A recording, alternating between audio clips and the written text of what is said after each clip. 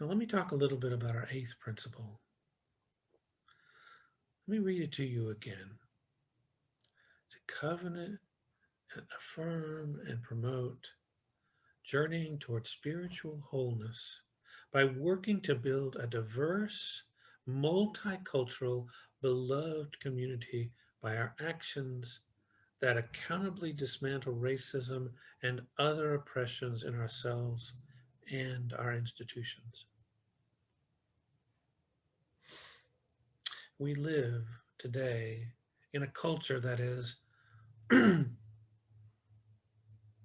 built upon white supremacy, whites being in ascendancy in this culture, and what we believe as people who are white. Now, in order for that to change, in order for us to be truly multicultural, anti racist, anti oppressive, we need to intentionally be aware of when we have privilege, how we have privilege, and acknowledge the structures and policies and laws that support that privilege. I mean, it goes from simple things like the color of band-aids up until very recently. Band-aids came in the skin color of a white person. A simple thing, but a sign of white privilege, of white supremacy. And again, as you think about it, think of all the ways that we, in our culture, in our laws, in our products, affirm white supremacy.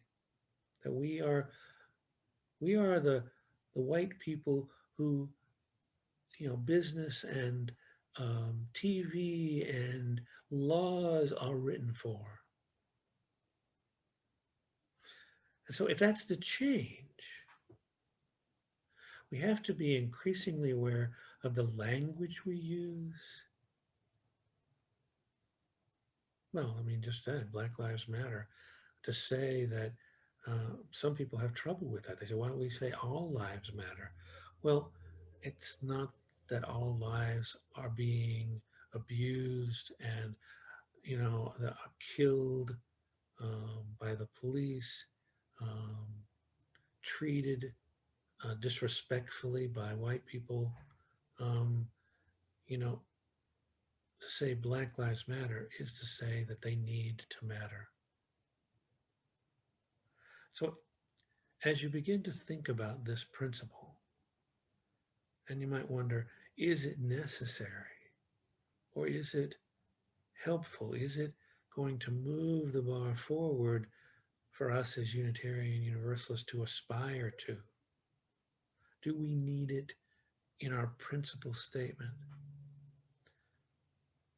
Think about how challenging it is to think of the world or to imagine the world through the eyes of people of color living in the white supremacist culture of the United States.